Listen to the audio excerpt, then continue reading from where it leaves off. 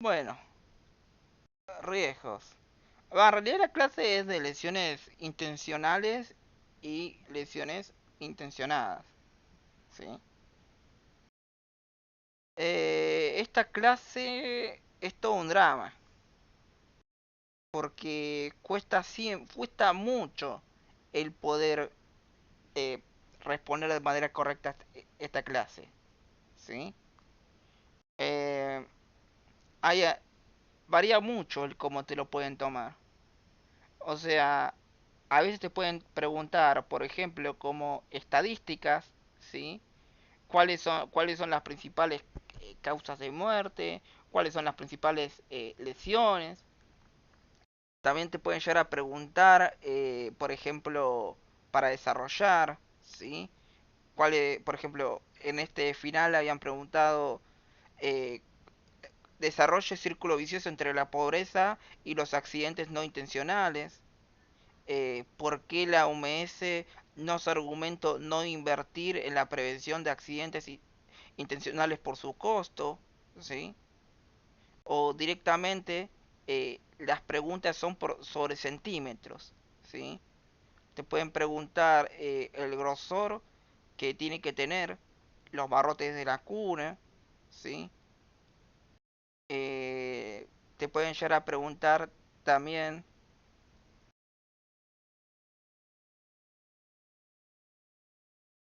a ver, por acá estaba, ¿sí? Yo cuando la había rendido, me habían tomado la pregunta esta de las piletas. A ver si está por acá.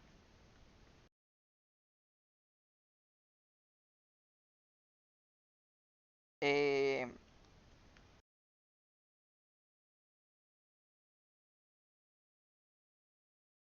bueno, habían preguntado el tema de la pileta. Tengo diapositiva de la pileta. Bueno, habían preguntado esto, ¿sí? Eh, Estas barreras que se instalan en la escalera, ¿sí? A partir de qué edad tiene que estar.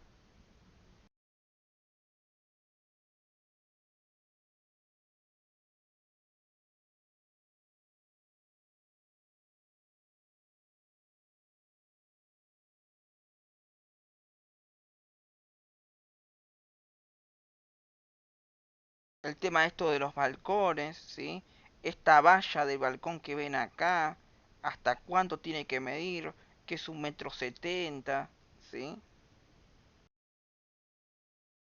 No es esto que ven acá debería medir 1,70 m, lo suficiente como para que el niño no pueda colgarse, ¿sí? También creo que fue el año pasado que habían preguntado esto, ¿sí? Características de los asientos para bebé, según la edad, ¿sí? Esto habían preguntado. Entonces todo lo que vean con números es sumamente importante. Así que bueno, arrancamos con lesiones no intencionales y lesiones intencionales, ¿sí? Entonces, para la bibliografía, la palabra accidente no existe, porque accidente es algo azar y es algo sobre lo cual no se puede actuar, ¿sí? Entonces, todas estas lesiones son, por definición, lesiones no intencionales, ¿sí? Porque básicamente uno no busca realizarlas, ¿sí? Y es algo que se puede prevenir. Por eso son lesiones no intencionales, ¿sí? No es algo que se produce al azar, es algo porque es algo del cual nosotros no lo evitamos. Es básicamente una lesión que se produce en el cuerpo, un daño físico que puede ser por energía mecánica, energía térmica, química, radiada, ¿sí? Y estas lesiones no intencionales son una epidemia. Entonces, ¿por qué es una epidemia? Bueno, los niños son más vulnerables, hay pérdida de vidas humanas en estas lesiones, los años potenciales de vida perdidos, ¿sí? Si un niño, por ejemplo, se quiebra la pierna, hay años potenciales de vida perdidos, ¿sí? Todos esos años de desarrollo, ¿quién se los devuelve? También hay sufrimiento psíquico y psíquico, puede llegar a producirse una incapacidad y también hay una repercusión económica, ¿sí? o sea, repercusión económica por parte de los padres, porque ahora se tienen que adaptar a lo que es la lesión, y una repercusión económica a nivel sanitario, porque gran parte de estas consultas son no intencionales, se podrían llegar a evitar. Son todas consultas, gran parte de todas estas consultas es algo que se podría llegar a evitar, ¿sí? Entonces, ¿qué elementos intervienen en un accidente? Bueno, usted tiene al huésped, al agente y al medio, ¿sí? El huésped básicamente es el pibe que se va a lesionar. Esto está condicionado por las características personales, que es el comportamiento sin miedo, el comportamiento rebelde, la edad, el sexo, el carácter, ¿sí? Obviamente el que está más, el que va a sufrir más lesiones por el sexo, ¿quién va a ser? El niño, ¿sí? Y el agente es con lo que se hace daño, ¿sí? Es el objeto peligroso, el cual, nada, ya sea por utilización incorrecta o por un defecto de su fabricación, el niño se lesiona. Y el medio es básicamente en donde se lesiona. Se puede lesionar en un medio familiar, entonces ahí va a haber falta de vigilancia. También se puede lesionar porque no hay seguridad en donde él vive, entonces puede ser por factores socioeconómicos y también puede ser por escasa educación. De hecho, las lesiones no intencionales siempre suceden donde hay factores socioeconómicos muy bajos y donde hay escasa educación, ¿sí? Y nada, luego tienen la Convención sobre los Derechos del Niño, que declara que los niños de todo el mundo tienen derecho a disfrutar un ambiente sin riesgos, protegidos de las lesiones y violencia, ¿sí?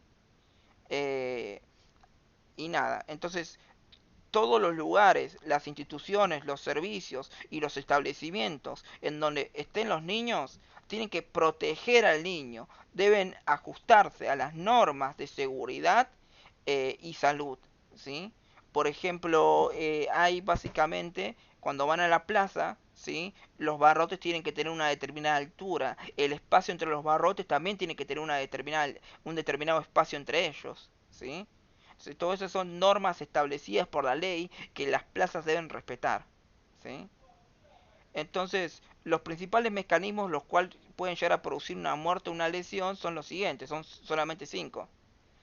Accidentes de tráfico, ahogamientos, envenenamientos, quemadura y caída, ¿sí? Y bueno, tenemos esto de las estrategias de prevención. Ustedes pueden hacer prevención primaria, secundaria o terciaria, ¿sí? Entonces, si ustedes evitan la exposición de los niños a ciertos incidentes, eso sería prevención primaria. Si ustedes reducen las consecuencias de los incidentes en caso que se lleguen a producir, sería prevención secundaria. Y si ustedes proporcionan el tratamiento más adecuado para reducir la gravedad y la secuela de esta lesión, sería prevención terciaria, ¿sí? Y los principios básicos de las estrategias educativas son los siguientes. Siempre educación de la seguridad. Esto tiene que comenzar desde la infancia, ¿sí? Y después la sensibilización por la seguridad. Principalmente a los padres, a los educadores, a las autoridades, a los grupos sociales, ¿sí? Tienen que tener responsabilidad política, educativa y sanitaria, ¿sí? Eh, y no se debe caer en la sobreprotección, porque el niño también tiene que poder explorar toda la casa, pero tiene que explorar toda la casa, ¿sí? Con seguridad, ¿sí? Con seguridad. Entonces los padres y los educadores deben guiar a los niños y niñas para que adquieran la autonomía y seguridad. Y en caso que suceda alguna lesión, ¿sí? Tienen que tener un entrenamiento progresivo, ¿sí? Frente a los riesgos. Entonces, ¿quién debe promover la prevención de las lesiones no intencionales en la infancia? Bueno, hay un papel por parte de los padres y los educadores. Estos se deben adelantar a las posibles lesiones no intencionales del futuro, ¿sí? Se tienen que colocar protectores en los enchufes, cierre de seguridad en cajones y armarios que tengan productos tóxicos o que tengan medicamentos o herramientas, producciones de ventanas y balcones, recintos de juegos cerrados al tráfico, vaya que evite el acceso a las escaleras, vaya que evite el acceso a las escaleras de los más pequeños, ¿sí? Por ejemplo, protector de enchufe es muy importante. Yo me acuerdo que una vez le estaba haciendo UPA a mi hermana, ¿sí? Y había un enchufe en la pared cercano. Y mi hermana tenía 3 4 años. Entonces yo me quedé hablando con mi vieja y de repente cuando me fijo saltó la térmica. Y cuando miro a mi hermana había metido su dedito por el agujero del enchufe. Entonces, nada, o sea, los padres y los educadores, ¿sí? Siempre se tienen que adelantar a las posibles lesiones, ¿sí? Eh, Parece boludo, ¿no? Pero la verdad uno nunca se espera que vos le tenés UPA y de repente el pibe meta el dedo por el enchufe. O sea, si no había térmica, literalmente mi hermana y yo nos quedamos pegados ahí, ¿sí? Entonces nada, es importante esto por parte de los padres y de los educadores, el adelantarse a las posibles lesiones. Y bueno, por parte de a nivel de las autoridades sanitarias y políticas, ¿sí? Estos deben garantizar la promulsión de leyes adecuadas y exigir su cumplimiento, ¿sí? De seguridad, proporcionar asistencia sanitaria y de rehabilitación cuando se produce una lesión. Siempre hay que dar información sobre estas lesiones y tiene que haber vigilancia y educación. Y luego, por otro lado, ¿sí? Por parte de la comunidad, siempre tiene que exigir ambiente seguro en las plazas y el cumplimiento de las normas y de las leyes efectivas, ¿sí? Hay varias leyes, ¿sí? Por ejemplo, a nivel de una plaza que deben cumplir para poder establecer una plaza, ¿sí? Hay distintas alturas que deben respetar, ¿sí? Bueno, las caídas básicamente son la lesión más frecuente. Eh, y por eso, ¿sí? Por un lado tenemos las caídas que la mayoría no tiene consecuencias físicas y su prevención recibe menos atención que otro tipo de lesiones. Pero que se te caiga un pibe, ¿sí? Es la tercera causa de muerte en lesión no intencionada en menores de 19 años. Y también es la primera causa de ingreso por lesión accidental. Entonces, la caída hay que prevenir mucho, ¿sí? Y donde hay más caídas de los pibes es en niveles socioeconómicos bajos, es más frecuente en varón que en niños, ¿sí? Se da principalmente en todas las edades, pero con mayor frecuencia en niños y niñas pequeñas y en varones adolescentes. Y la causa de caídas es diferente en menores de 2 años, ¿sí? O sea, la causa de caídas importantes es diferente en menores de 2 años. Entonces, las caídas suelen suceder cuando el niño empieza a caminar, ¿sí? Lo habitual es que sufra caídas cuando el niño camine, caídas banales porque están a su misma altura, eso es hasta que alcance el equilibrio y la destreza para caminar, ¿sí? Pero obviamente hay caídas mucho más peligrosas que pueden provocar fracturas, heridas, contunciones en cualquier parte del cuerpo, ¿sí? Y lo que hay que evitar mucho es lo que es el traumatismo craneal, ¿sí? Y los niños suelen caer de cabeza porque tienen más peso en la cabeza, entonces los traumatismos de craneal suelen ser más prevalentes en los niños, ¿sí? Entonces, una de las formas para evitar la caída potencialmente grave es el andador, ¿sí? El andador es un instrumento desaconsejado porque suele producir caídas bastante graves, ¿sí? Y las cuales son evitables. Eh, ¿Por qué es esto? Bueno, eh, uno lo coloca en el andador y cree que el niño está más seguro y que va a aprender a caminar antes. Pero en realidad no es así. El niño no aprende a caminar más rápido. Y esto solamente le da más movilidad y velocidad al niño para desplazarse. Y mayor altura de la que tendría que alcanzar normalmente. Entonces, el problema del andador suele suceder en casas con escaleras, ¿sí? Porque el niño se puede acercar a una escalera y cuando se acerca a la escalera, ¿sí? Se va a caer a la mierda con el andador puesto, ¿sí? Entonces duplica el riesgo de la fractura por la caída misma, ¿sí? Y adelantan la edad de una caída por una escalera, ¿sí? Eh, Un niño normalmente se podría llegar a caer en la escalera a partir de los 12 meses, pero con el andador se va a caer a partir de los 8 meses, ¿sí? Entonces nada, para evitar una caída potencialmente grave, no tiene que utilizar andador, ¿sí? Eh, bueno, los niños que van en andador caminan, y esto es muy importante, si vos colocás al pibe en el andador, va a caminar más tarde que el niño que no lo utiliza. De hecho, va a empezar a caminar recién a los 15 meses, ¿sí? Entonces es algo bastante grave el uso del andador. Es algo que no debería ser utilizado, ¿sí? Y bueno, acá tienen la normativa europea de homologación, ¿sí? Que dice que el uso del andador está contraindicado en los niños, ¿sí?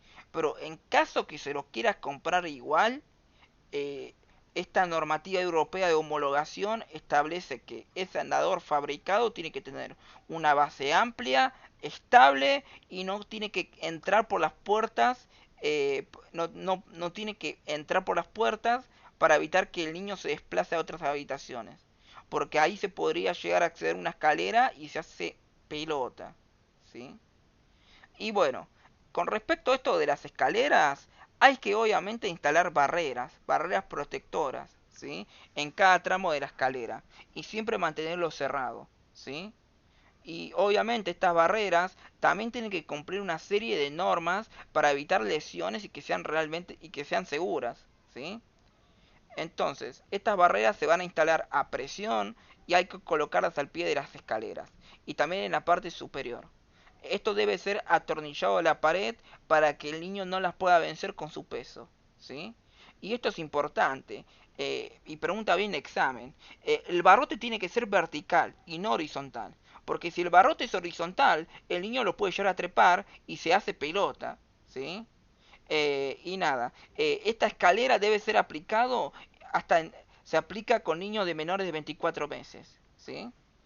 Después de los 24 meses, estas puertitas, debido al peso y la fuerza del niño, no se deben utilizar más, porque el niño se puede caer peor, ¿sí? Ahora tiene la posibilidad de empujarlas hasta tirarlas.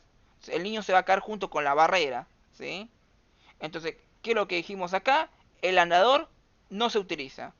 Y si utiliza el andador no tiene que caber por las puertas. Y si utiliza el andador, va a caminar recién a los 15 meses. Y el andador tiene que tener una base fija. Y con esto de las escaleras, los protegen hasta los 24 meses y los barrotes tienen que ser verticales, no horizontales porque se puede trepar.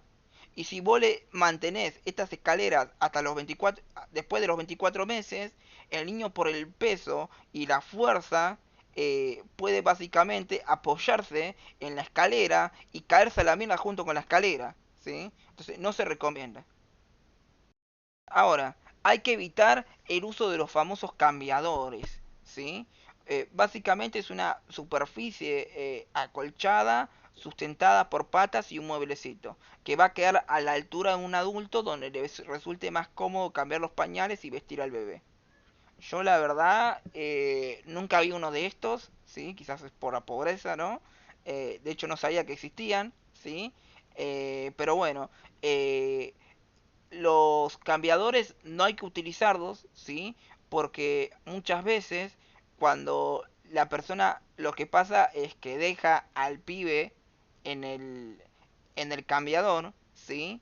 Y se olvidó el talco, se olvidó el pañal, le envían mensaje al celular.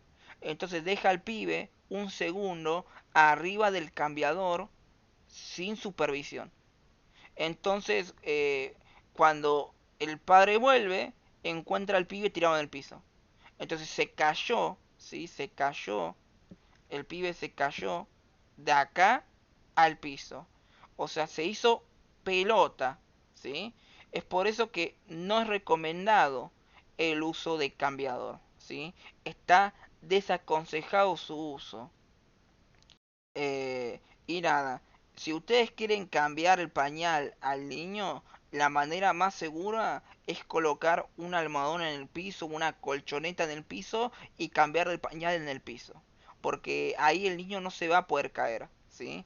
Por más que dejes bien al niño acá, el niño puede rotar y se cae y se hace pelota, ¿sí? Y luego tienen la trona. La verdad no sé cómo se llama la trona en Argentina, ¿sí? Pero bueno, la trona básicamente es una silla que se utiliza para dar de comer a los niños más pequeños, ¿sí? Pero la mayoría de las lesiones de la trona son por caídas. Y suele ser básicamente eh, porque el niño que está en la trona, ¿sí? Como la trona es pesada, tiene una determinada estabilidad y el niño se puede tambalear y caerse al costado o caerse hacia atrás, ¿sí? Entonces, nada, la trona, eh, por un lado, los niños no pueden colgarse de la trona, ¿sí? Eh, y cuando el niño esté sentado, es posible que cuando esté sentado la vuelque, porque el niño se mueve en la trona, ¿sí? Entonces, nada, hay como un límite de edad en lo cual eh, ha- hay como un límite de edad en los cuales el niño puede usar trona y en otros no, ¿sí? Pero bueno, si va a utilizar trona, siempre tiene que tener el cinturón de seguridad o una correa entre las piernas para evitar deslizamiento, ¿sí? Y siempre que utilice trona, hay que quedarse vigilando al niño, porque se puede caer a la mierda. Y si compramos una trona, la trona tiene que ser pesada, con una base ancha para que sea estable, ¿sí? Y luego las ventanas, ¿sí? Debe ser literalmente la caída más peligrosa que puede sufrir el niño. Puede ser por una ventana o un balcón o una terraza, ¿sí? Entonces cerca de la ventana no hay que colocar ningún mueble que el niño pueda trepar delante de la ventana. Porque el niño lo puede trepar y luego se cae por la ventana, ¿sí? Entonces hay que instalar elementos de seguridad que provoquen, ¿sí? Que la ventana se pueda abrir solo de manera parcial, que son estos, ¿sí? También se pueden instalar mallas de seguridad que deben ser muy sólidas y soporte el peso del niño en caso que se apoye. Que la malla de seguridad, a ver por acá tengo una foto, ¿sí? Es como un mosquitero, pero a nivel del balcón, ¿sí? ¿Dónde mierda está la diapositiva? Está un poco lejos la diapositiva.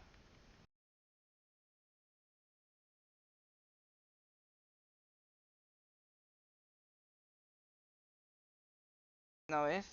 Acá está. Eso.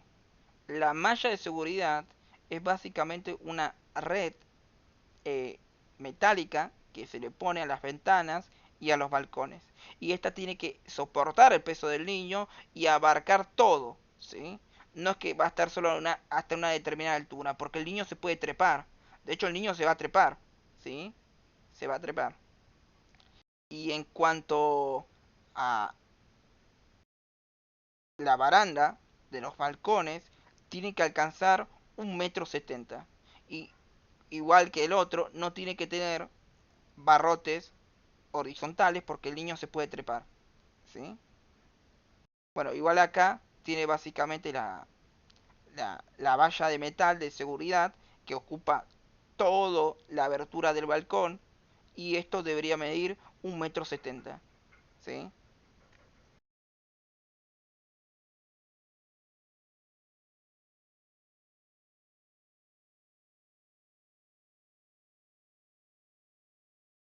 Bueno, literas, ¿sí?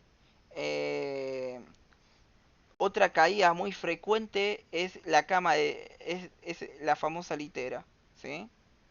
De hecho, yo me caí como 4 veces de acá cuando era pibe, ¿sí? Entonces nada, eh, es muy frecuente que el niño se caiga cuando sube la escalera porque la escalera se va a la mierda, ¿no? O si no, es muy frecuente que el niño se caiga de arriba, ¿sí? Eh, y también lo que puede llegar a pasar, ¿sí?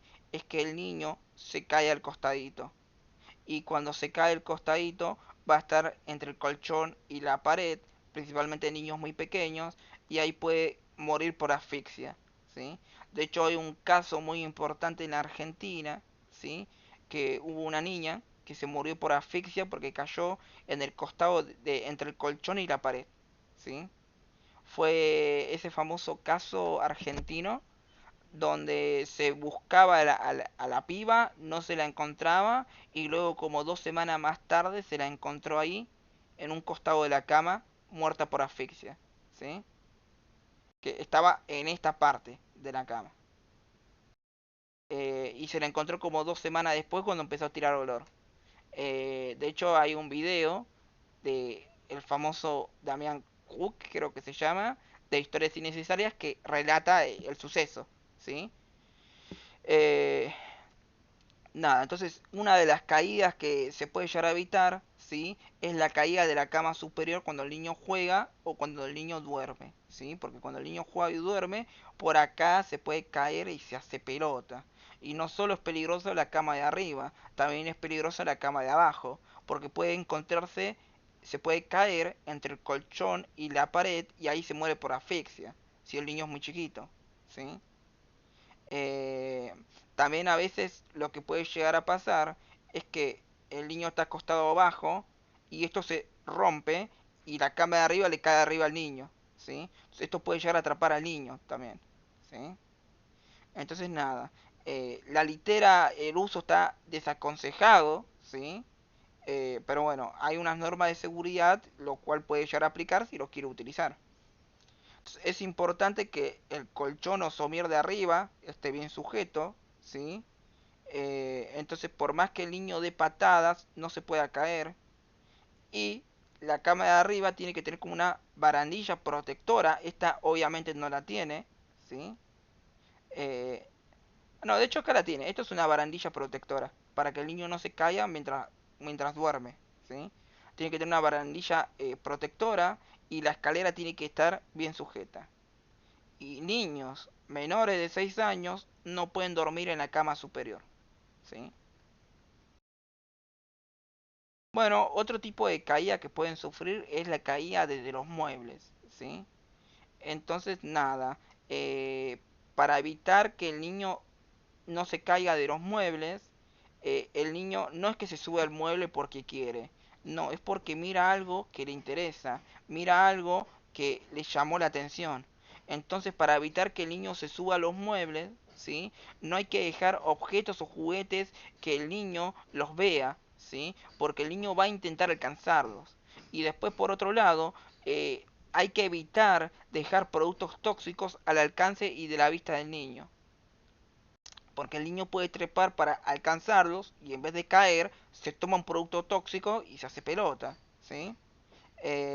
Y tampoco hay que colocar sillas o otro tipo de muebles para que se trepe y se trepa a los muebles, ¿sí?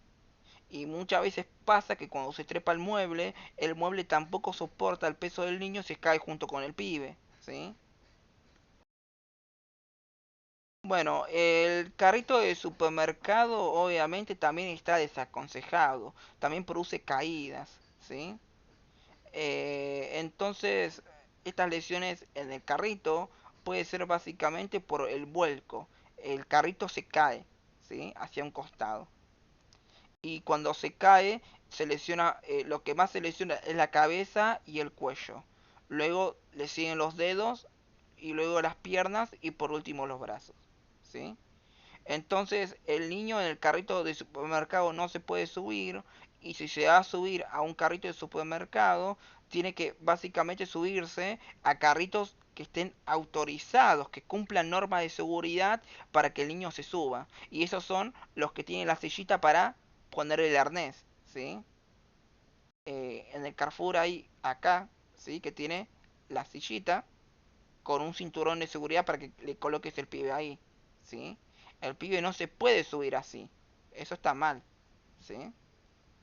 Eh, y nada, eh, siempre hay que vigilar, ¿sí? Que el arnés no esté defectuoso y si está defectuoso elegimos otro carrito. Y hay que siempre pensar alternativas, no, no siempre tiene que viajar en el carrito, ¿sí? hay que asegurarse que siempre hay que vigilar al niño, que el niño esté sentado, ¿sí? No hay que dejar el carrito solo en ningún momento, ¿sí? Y nada, en las áreas de juego también se pueden lastimar, ¿sí?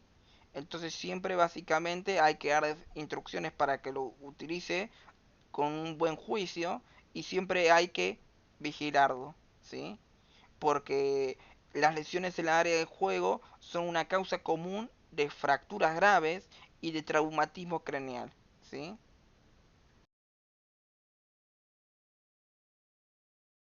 Y bueno, después tenemos los castillos inflables, ¿sí? Que en la bibliografía española le llaman castillos hinchables. Un poco gracioso.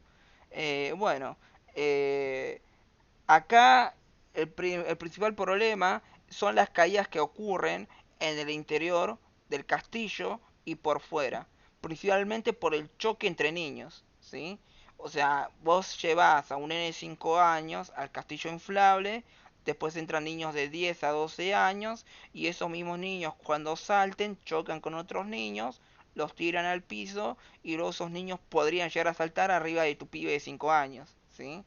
Eso es algo bastante grave, ¿sí? Se suele dar por diferencias entre niños de distinta edad y de tamaño, ¿sí? También lo que puede llegar a pasar son lesiones por desplazamiento del castillo o por mal anclaje o ráfagas de viento, ¿sí? Entonces, eso también pasó en el cumpleaños de mi hermana, ¿no? Que tenían el castillo inflable, era uno, habían contratado uno, pero el chabón no lo fijó bien. Y cuando estaban saltando, se subieron creo que 4 o 5 niños. Y de repente el castillo inflable rodó, ¿sí? Eso puede llegar a pasar. Eh, y nada, los castillos inflables siempre tienen que tener una supervisión, ¿sí? Por parte de adultos responsables, ¿sí? Y también tienen que vigilar el número de participantes. El número no puede ser muy elevado, ¿sí? Y bueno, acá tienen básicamente el cómo prevenir caídas por parte de los padres, ¿sí? Que gran parte de esto lo vimos, ¿sí? Y cómo prevenir las medidas por parte de las autoridades, ¿no? A ver, ¿cómo prevenir las caídas por los padres? Bueno, no utilizar andadores, utilizar vallas protectoras en la escalera, ¿sí?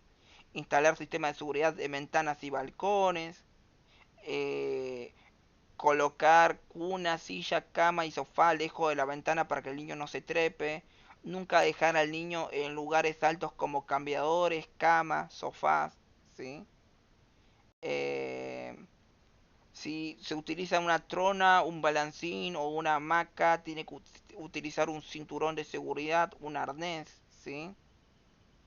Y el arnés de seguridad tiene que ser básicamente de 5 puntos, ¿sí? Eh, siempre hay que colocar amortiguadores de caídas al lado de la cama o de la cuna, ¿sí? Eh, y si tienen un jardín o una terraza con juegos, hay que colocar un pedazo de goma o arena en el piso por si el niño se cae, ¿sí?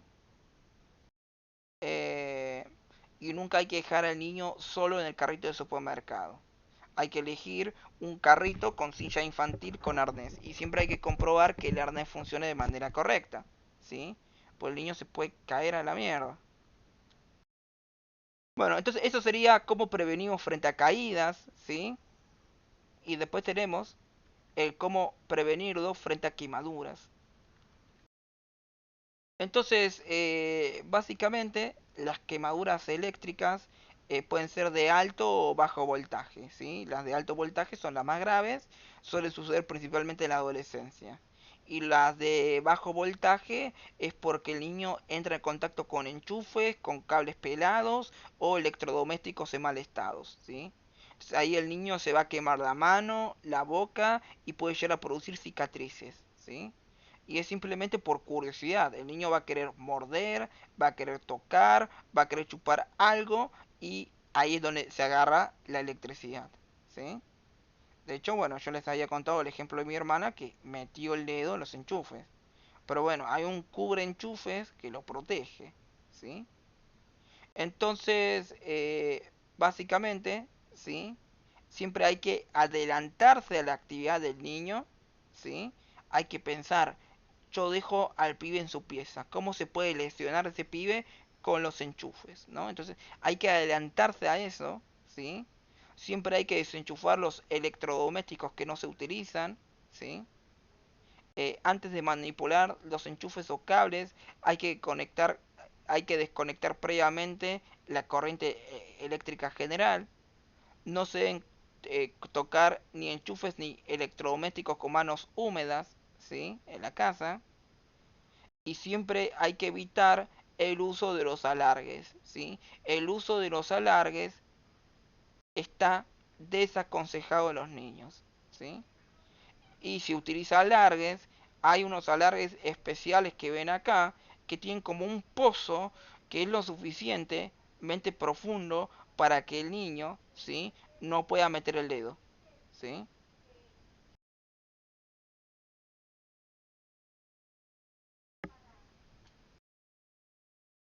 Bueno, después las quemaduras solares, ¿sí? Ustedes recuerden, ¿sí? Que con esto de las quemaduras solares constituyen el 90% de las que, eh, el 90% de las quemaduras solares se producen cuando el cuidador lo está mirando, ¿sí? O sea, vos lo sacás a la plaza y se quemó, ¿sí? Entonces pueden ser quemaduras de primer grado, quemaduras de segundo grado, de tercer grado, ¿sí? De primer grado la piel se enrojece y le duele. De segundo grado le salen ampollas y las de tercer grado, que son las más jodidas, es muy poco frecuente que la agarre, ¿sí? Entonces los síntomas de la quemadura suelen aparecer hasta 6 horas tras la exposición al sol, ¿sí? Y después de unos días la piel empieza a pelarse, ¿sí? O sea, yo lo llevé al pibe a la plaza y ahí se quema. Eh, bueno, se pueden acompañar por síntomas generales tales como dolor de cabeza, náusea, vómito, escalofríos, fiebre, disminución del nivel de conciencia y eso se va a llamar insolación, ¿sí? Entonces, las medidas generales para prevenir las quemaduras solares son la A, la B y la C. La A es alejarse en los horarios más peligrosos, que sería de las 10 de la mañana a las 4. La B es bloquear, utilizar protectores solares, ¿sí? Entonces tiene que elegirse un protector solar que filtre los rayos ultravioleta de tipo A como de B, ¿sí? Eh, y recuerden básicamente que lo que se llama bloqueador solar, ¿sí? Y estos bloqueadores solares tienen un factor de protección solar arriba de 15 los protectores solares, ¿sí? Eh, pero bueno, bloquean la penetración de los rayos ultravioletas, pero nunca en un 100%. Es decir, si yo le coloco un protector solar, lo protege solamente un 15% de los rayos ultravioletas. ¿Se entiende? Pero no lo protege del 100%. Entonces, tengo que seguir respetando esto de las normas, ¿sí? De horario. Siempre es aconsejado colocarlo previamente en la zona que está en contacto con el sol, ¿sí? Eh, y bueno, hay que aplicar en las zonas como las orejas, los labios, las plantas del pie, las palmas de las manos, ¿sí? Y hay que tener cuidado con la zona alrededor de los ojos, porque puede pasar que el niño se rasque el ojo y ahí le va a doler, ¿sí? Y siempre hay que aplicar el protector solar 30 minutos antes de salir de la casa, ¿sí? Y después, una vez que llega a la casa, hay que colocar el protector solar cada 2 horas, ¿sí? Y sobre todo cuando la persona se acaba de bañar o sudó, hay que volver a colocar el protector solar. Tampoco, y siempre hay que usar cremas resistentes al agua, ¿sí? El protector solar debe ser resistente al agua. Yo le coloco protector solar y el niño lo llevo a Mar del Plata, pero no resistente al agua. Entonces el pibe se mete al agua, ¿sí? De la playa, y cuando salga no tiene más protector solar y se quemó todo, ¿sí? Entonces el protector solar tiene que protegerme contra el A, contra el B, y tiene que ser resistente al agua. Y yo lo tengo que colocar 30 minutos antes de salir y lo tengo que renovar cada 2 horas, ¿sí? Y siempre los niños más pequeños tienen que estar cubiertos con camisetas y sombrero, ¿sí? Y hay que fomentar el mayor tiempo posible en la sombra. Y importante esto, los niños menores de 6 meses nunca tienen que estar en contacto frente al sol. Y luego por otro lado tenemos las quemaduras térmicas.